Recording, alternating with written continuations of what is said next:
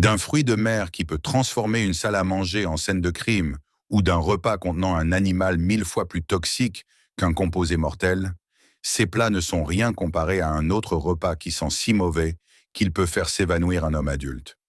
Si vous voulez en savoir plus, venez avec nous pour en savoir plus sur les 20 aliments les plus effrayants que vous aurez du mal à croire que les gens mangent réellement pour être en bonne santé. Numéro 20.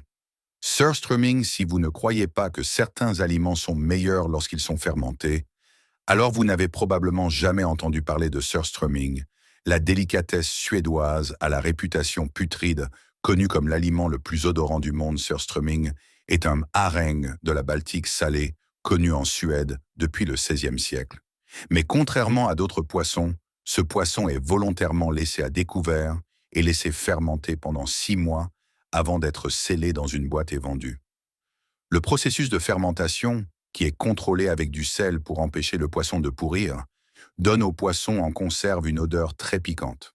Pour les étrangers, l'odeur du poisson suffit à vous rebuter, mais les Suédois traditionnels célèbrent ce repas pour ses bienfaits pour la santé.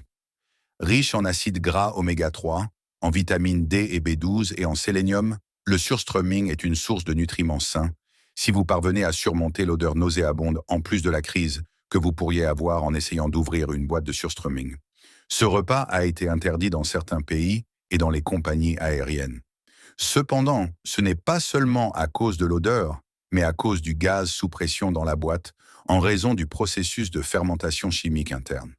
Si vous avez envie d'essayer quelque chose de nouveau, essayez le surströmming avec du pain plat et des pommes de terre. Mais si vous pensez toujours que les Suédois sont bizarres à consommer du poisson fermenté, alors peut-être qu'un plat avec un bébé animal vivant à l'intérieur pourrait vous ouvrir l'esprit. Numéro 19. Balut. Les œufs sont préparés en les faisant bouillir, en les faisant frire ou en les brouiller dans toutes les régions du monde. Mais aux Philippines, les œufs d'oiseau sont consommés bouillis, frits ou brouillés dans toutes les parties du monde. Mais aux Philippines, les œufs d'oiseau sont consommés très différemment. Les œufs de balut sont un plat courant aux Philippines et ils sont également préparés en les faisant bouillir ou en les cuisant à la vapeur. Mais voici la différence.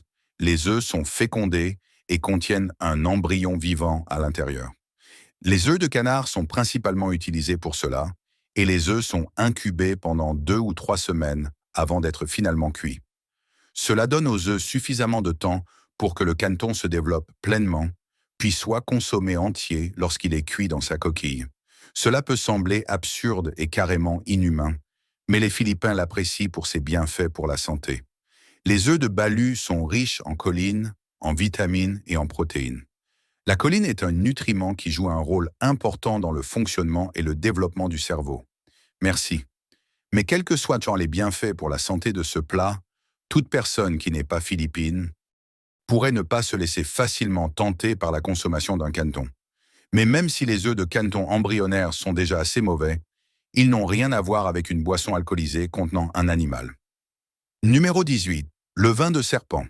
En entendant parler de ce type de vin pour la première fois, vous pensez probablement qu'il s'agit d'une sorte de vin qui contient du venin de serpent. Compte tenu du sujet de la discussion, quiconque pense de cette façon ne peut pas être si loin de la vérité. Mais en réalité, le vin de serpent est une forme d'alcool que l'on obtient en infusant un serpent entier dans du vin de riz. Courant en Chine, à Taïwan et en Corée du Sud, cette boisson existe depuis la dynastie des Zhou occidentaux en Chine. Dans le folklore chinois ancien, le vin de serpent était plus qu'une boisson, car on croyait qu'il avait des propriétés curatives et pouvait guérir n'importe quoi, du simple mal de tête au rhumatisme. Pour préparer cette boisson, les brasseurs de vin traditionnels trempent un gros serpent venimeux dans une grande bouteille de vin de riz ou d'alcool de grain.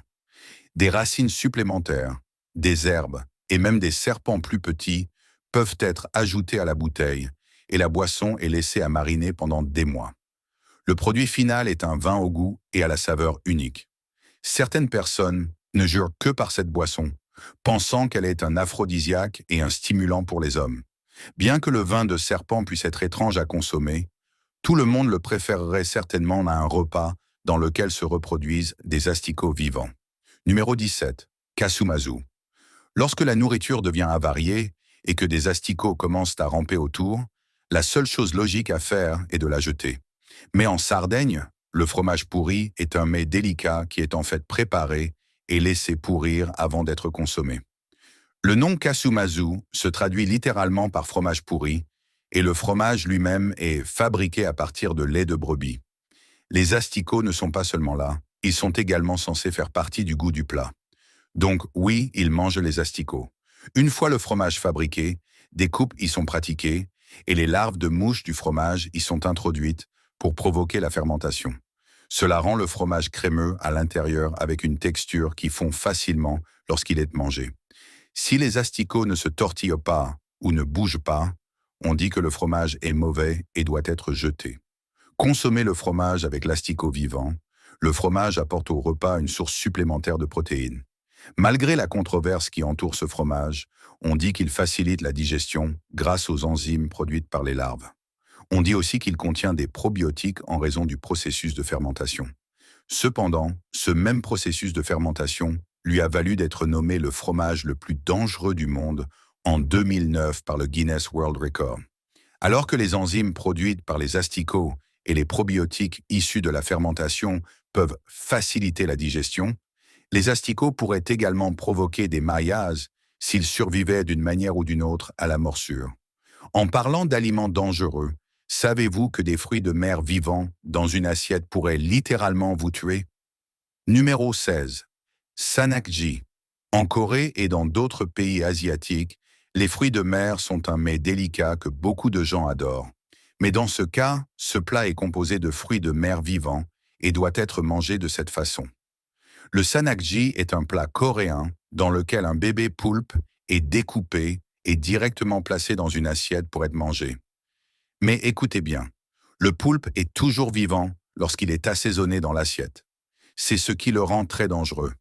Les ventouses des tentacules peuvent se coincer dans votre gorge lorsque vous mangez, entraînant la mort par asphyxie. En moyenne, environ 6 personnes meurent chaque année en s'étouffant avec ces ventouses en mangeant ce plat. La clé pour rester en sécurité est donc de mâcher, mâcher et encore mâcher. Les bienfaits de ce plat pour la santé valent le risque. Les poulpes contiennent une bonne quantité de vitamines et de minéraux et ils sont faibles en matière grasse. Lorsqu'ils sont consommés crus, tous ces bienfaits sont appréciés de première main. Bien sûr, cela ne peut se produire que si vous survivez après l'avoir mangé. On dit que c'est un énorme regain d'énergie, mais toujours dans la lignée des aliments qui peuvent nourrir votre corps aussi bien que vous tuer. Manger des fruits de mer en dehors du Japon peut être une énorme erreur, surtout si vous ne souhaitez pas mourir d'empoisonnement. Numéro 15. Le fugu. Le Japon est probablement le seul endroit où l'on peut manger un plat de fugu sans craindre de mourir. Oui, vous avez bien entendu. Ce plat est si mortel et toxique que vous pouvez mourir de la manière la plus horrible s'il n'est pas préparé correctement. Mais les plats de fugu ne sont pas si courants car il faut une licence spéciale pour les préparer et les servir au public. Le fugu est essentiellement un poisson globe, un type de poisson qui contient un poison connu sous le nom de tétrodotoxine. Ce poison serait 1000 fois plus puissant que le cyanure de potassium et ferait de graves dégâts s'il était ingéré. Outre le poison, le fugu est également riche en protéines, vitamines, minéraux et faible en calories. Pour les préparer, le préparateur de fugu agréé découpe soigneusement les parties qui contiennent le poison et lave soigneusement le sang. Le poisson est ensuite coupé en fines tranches et disposé selon un joli motif sur une grande assiette. Pour profiter de sa saveur et de sa texture unique, le fugu est souvent trempé dans des sauces ou légèrement bouilli ou frit selon votre goût. Bien qu'il puisse être toxique, il reste un plat savoureux au Japon. Les plats de fugu vous tueront s'ils ne sont pas cuits correctement. Mais comparé à un type d'œuf spécial, vous n'avez pas à vous soucier d'une intoxication alimentaire. Numéro 14. œufs centenaires. Contrairement à ce que l'on pourrait penser, les œufs centenaires n'ont pas 100 ans. Ce sont simplement des œufs de poule ou de caille qui sont conservés dans un mélange d'argile, de cendre, de sel, de chaux vive et de coque de riz pendant environ 4 à 5 semaines. L'histoire de ces œufs n'est pas très connue, mais on pense qu'ils étaient populaires autour de la dynastie Ming en Chine. Une fois les œufs crus trempés dans le mélange, ils sont décortiqués et mangés crus. L'ensemble du processus fait que le blanc d'œuf devient un noir translucide avec une teinte jaunâtre. Le jaune, en revanche, passe du jaune aux anneaux verts, jaune et gris. Manger cet œuf apporte à votre corps une bonne dose de nutriments, car les œufs sont riches en fer, en sélénium et en vitamine D. Ils sont également une bonne source de vitamine B12, un nutriment très important pour le métabolisme et la synthèse de l'ADN. Donc si vous aimez essayer quelque chose de nouveau, essayez les œufs centenaires avec de la bouillie de riz et du porc salé.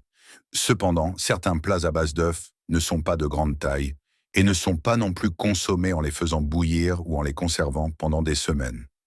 Ces œufs sont préparés différemment et également consommés comme tels, offrant un type de repas différent, bien qu'unique. Numéro 13. Soupe aux œufs de fourmi. Imaginez un plat fait avec de minuscules œufs, des œufs que vous ne voyez pas tous les jours, mais ceux que vous devez réellement chercher si vous êtes originaire d'Asie du Sud-Est. Au Laos et en Thaïlande, il existe une soupe spéciale préparée avec des œufs de fourmis. Les œufs ici ne sont pas n'importe quels œufs de fourmis, mais des œufs de l'espèce des fourmis tisserandes. Comme ingrédient principal de la soupe, les cueilleurs s'aventurent dans la forêt à la recherche des nids de ces fourmis. Les fourmis font généralement leur nid sous les manguiers et les cocotiers. Pour les récolter, les chasseurs frappent simplement le nid avec un bâton, envoyant les œufs dans un seau d'eau. Pour préparer cette soupe, un mélange d'ingrédients, dont du poisson serpent, de l'ail, de la citronnelle, du jus de citron vert, du galanga, des tomates, du bouillon de poisson et bien sûr, les œufs de fourmis sont mijotés ensemble. Pour les indigènes qui apprécient la saveur crémeuse et noisette de la nourriture, les œufs de fourmis sont une bonne source de protéines facilement accessible. Mais pour tout le monde, ce plat n'est qu'une étrange combinaison de parties d'animaux. Ce plat est plus qu'un simple mets délicat, c'est un aliment sain qui fournit au corps des vitamines, des minéraux et des graisses saines, qui contribuent tous à un système immunitaire sain et à une fonction cognitive. Que cela soit vrai ou non, le fait qu'il s'agisse d'un mets délicat en Asie du Sud-Est vous fait vous demander combien d'autres aliments effrayants existent. Mais le Laos et la Thaïlande ne sont pas les seuls pays à avoir des cultures alimentaires étranges. Au Groenland, un type particulier de mets délicat nécessite des centaines de petites créatures ailées préparées de la manière la plus horrible qui soit. Numéro 12. Kiviak. Savez-vous ce qui se passe lorsqu'un grand nombre de petits oiseaux sont entassés dans un espace restreint et que l'air est coupé? Cela crée l'un des plats les plus inconfortables que l'homme ait jamais connus. En hiver au Groenland, cette action crée l'un des meilleurs mets délicats du pays, apprécié pendant les mois froids. Le kiviak est un plat préparé de la manière la plus étrange qui soit. Tout le processus commence par le dépeçage d'un éléphant de mer. La peau est ensuite cousue pour former un grand sac avec une grande ouverture, puis 300 à 500 orques vivants, une sorte d'oiseau marin, sont fourrés dans la peau du phoque avant qu'elle ne soit scellée avec de la graisse puis cousue. Le sac scellé est ensuite caché sous un gros rocher pendant des mois pour que les orques le fermentent avant qu'il ne soit sorti pour être mangé cru. Le kiviak est généralement apprécié pendant l'hiver ou lors d'occasions festives. Les oiseaux fermentés sont consommés crus et le liquide fermenté est dru. Le kiviak est un aliment qui n'est pas consommé sous forme de jus, mais ce sont ses bienfaits nutritionnels qui comptent vraiment pour les autochtones du Groenland. Comme la nourriture est rare en hiver, le kiviak fournit les principaux nutriments dont le corps a besoin, notamment les protéines. En plus d'être une source importante de protéines, le kiviak n'est pas à la hauteur d'un repas qui est en fait toxique et doit être séché avant d'être consommé. Numéro 11. Akal. Le poisson globe est probablement le premier fruit de mer qui vient à l'esprit lorsqu'on évoque les fruits de mer toxiques. Mais il existe un autre poisson qui ne peut pas être fraîchement sorti de l'eau en raison de sa teneur en poison. Il s'agit du requin du Groenland. En tant qu'ingrédient principal de la préparation du akal, le requin du Groenland doit être traité et transformé avant d'être consommé sans danger. En anglais, akal signifie requin fermenté, et c'est un plat national des Islandais. Bien qu'il s'agisse du plat national de l'Islande, beaucoup de gens ne le mangent pas en raison de sa forte odeur d'ammoniac et de son goût de fromage. Si les poissons sont principalement riches en acides gras oméga 3, le akal ne fait pas exception. Ce plat est une excellente source de protéines et d'oméga 3, tous deux nécessaires aux fonctions cognitives et cardiaques. L'inconvénient, cependant, est qu'il peut vous rendre malade si vous en mangez trop. Les niveaux élevés de sodium et de cholestérol font de ce plat un danger pour le cœur. Alors que vous vous habituerez peut-être au goût unique du hakal, faites attention à ne pas provoquer un arrêt cardiaque. En attendant, imaginez une variante rétrograde d'une herbe piquante populaire dans votre nourriture. Numéro 10. L'ail noir. L'ail est reconnaissable entre mille grâce à son odeur forte et piquante. Mais avez-vous déjà entendu parler de l'ail noir? Dans ce cas, l'ail noir ne fait pas référence à l'ail brûlé, cuit au four ou rôti, mais plutôt à une version modifiée de l'ail ordinaire. En termes simples, l'ail noir est de l'ail ordinaire qui a vieilli dans un environnement contrôlé, ce qui lui donne une couleur noire brunâtre. Les différences entre cet ail et l'ail ordinaire sont la couleur, l'odeur et la saveur. Le processus de vieillissement, qui se déroule dans un environnement chaud et humide pendant environ 15 à 90 jours, change la couleur et la consistance en une texture plus douce et plus collante. L'odeur habituelle de l'ail disparaît également, et la saveur change pour un goût de caramel ou acide selon le type d'ail utilisé. Voir cela pour la première fois peut faire perdre l'appétit à n'importe qui, mais l'ail noir peut être apprécié de diverses manières, avec plusieurs avantages nutritionnels comme les antioxydants qui protègent le cœur, le cerveau et le foie. On peut l'écraser et l'ajouter aux soupes et aux sauces, ou le manger avec du pain ou du fromage. L'ail noir est progressivement devenu un aliment de base culinaire dans certains pays, mais il n'est pas encore largement accepté par tout le monde, contrairement à un aliment britannique, populaire préparé avec du sang animal frais. Numéro 9. Le boudin noir.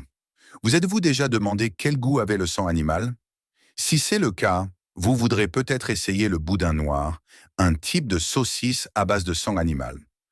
Originaire du Royaume-Uni, le boudin noir est fabriqué à partir de sang de porc séché ou de sang de bœuf. Le boudin noir est souvent associé à d'autres types de boudin au sang, mais ce qui le distingue, c'est la présence de céréales et d'herbes infusées dans la saucisse pendant la cuisson. Le sang, les céréales, les herbes et les épices font du boudin noir une bonne source de protéines, de zinc et de fer. Également faible en glucides, le boudin noir est assez courant au Royaume-Uni et fait partie d'un petit déjeuner anglais complet. Étant l'un des plus anciens types de saucisses, le boudin noir a été créé pour éviter que le sang animal ne soit gaspillé. Le sang provenant principalement de porc et de bœuf, d'autres animaux, notamment de moutons et même de marsouins, ont été utilisés. Une fois les céréales, l'avoine et les épices mélangées, le sang est versé dans des boyaux de bœuf, puis bouilli. Au fil des ans, la recette a évolué, mais l'ingrédient principal, qui est le sang animal séché ou normal, est resté constant. Si vous êtes originaire du Royaume-Uni, ce plat ne vous rebutera peut-être pas, mais une infestation fongique sur une culture particulière au Mexique va certainement bouleverser les choses. Numéro 8, le charbon du maïs. Ce qui a commencé comme une infestation d'agents pathogènes est devenu un mets délicat au Mexique. Le charbon du maïs est une maladie causée par un agent pathogène qui attaque les espèces de maïs et provoque la formation de galles sur les épis. Le maïs infecté n'est pas jeté. Au lieu de cela, il est consommé et utilisé comme garniture dans les soupes et les tortillas au Mexique. Populairement connu sous le nom de huitlacoche, ce sont les galles infectées immatures qui sont vendues et consommées par les Mexicains. Au Mexique, le charbon du maïs est plus cher que le maïs sain et non infecté, car il s'agit d'une source naturelle de lysine, un acide aminé bénéfique pour le corps humain. Mais malheureusement, nous ne pouvons pas le produire dans notre corps. En plus de la lysine, le charbon du maïs contient également des niveaux élevés de bêta-glucane et de protéines. Malgré sa popularité au Mexique, d'autres pays ont essayé d'introduire ce champignon dans leurs propres nutriments.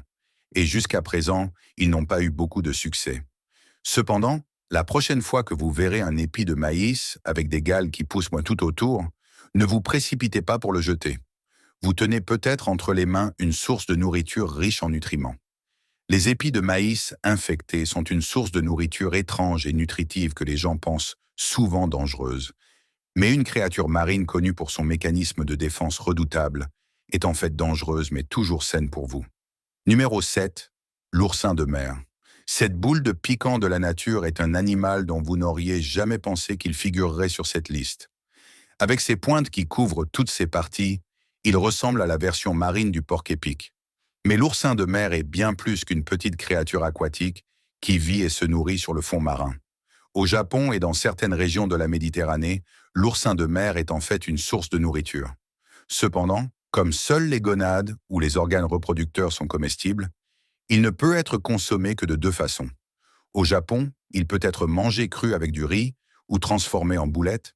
Il peut également être mélangé et ajouté à des sauces ou mangé avec des pâtes.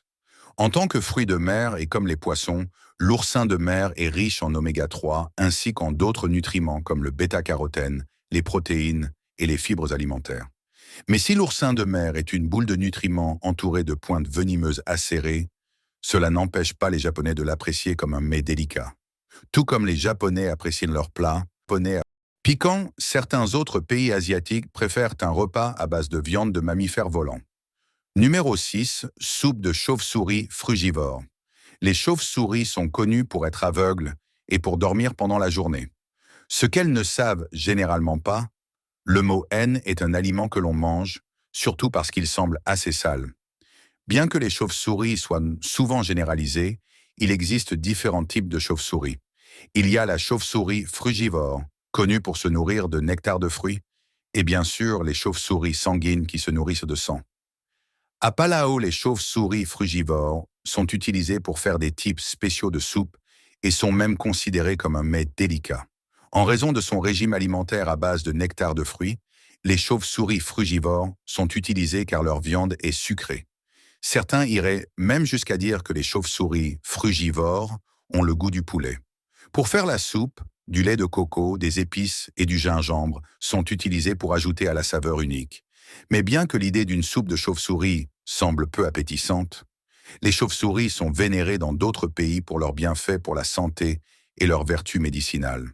En Chine, en Bolivie et même à Rome, le sang et les excréments de chauve-souris sont utilisés pour traiter l'épilepsie, la cécité nocturne et même comme anti-venin de serpent. Mais alors que les chauves-souris frugivores peuvent avoir le goût du poulet, certains fruits de mer créeront un spectacle sanglant s'ils ne sont pas manipulés correctement. Numéro 5. Palourde sanguine. Présente dans toute la région Indo-Pacifique, la palourde sanguine est unique en raison de l'hémoglobine présente dans ses tissus. L'hémoglobine est une protéine présente dans le sang humain, ce qui lui donne sa couleur rouge caractéristique.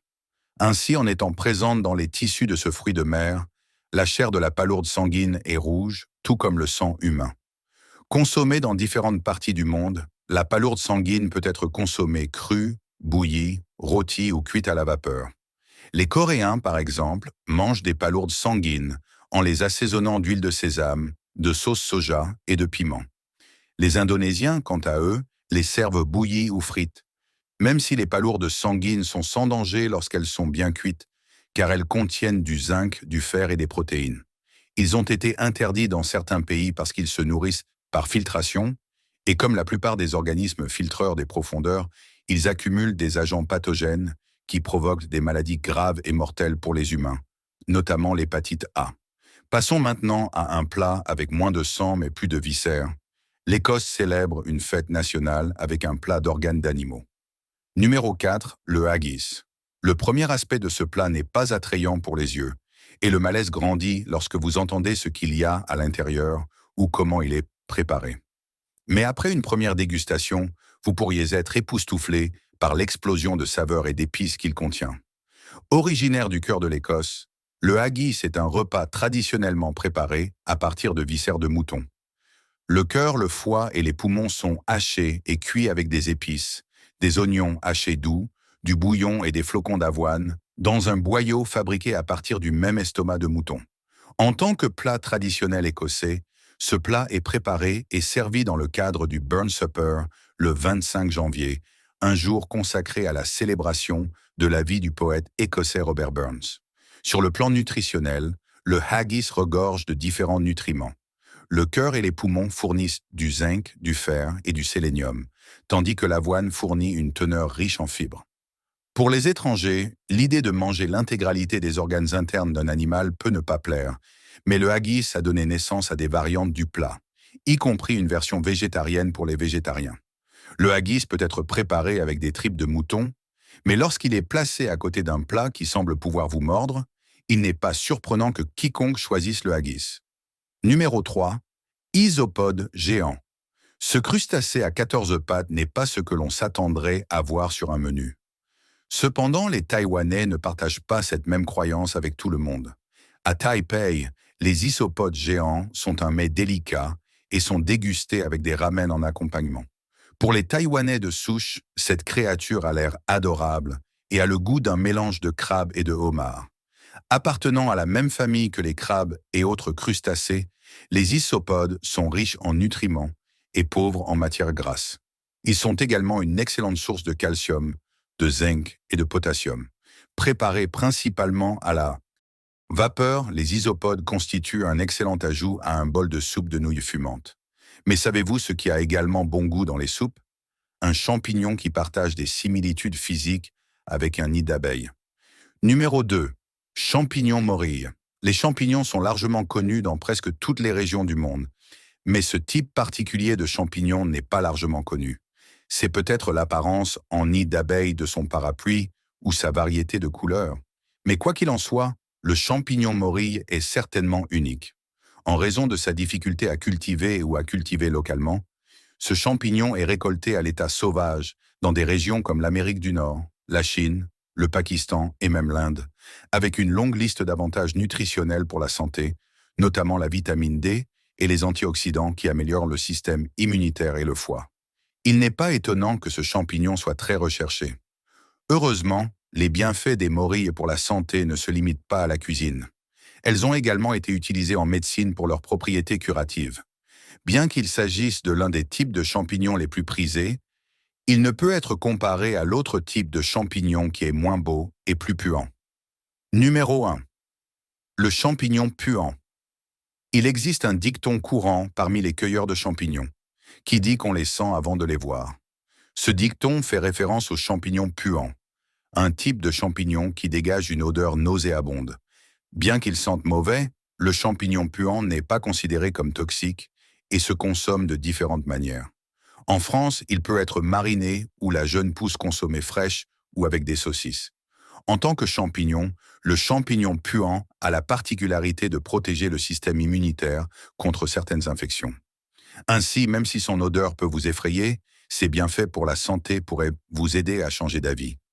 Merci d'avoir regardé. À bientôt pour la prochaine vidéo.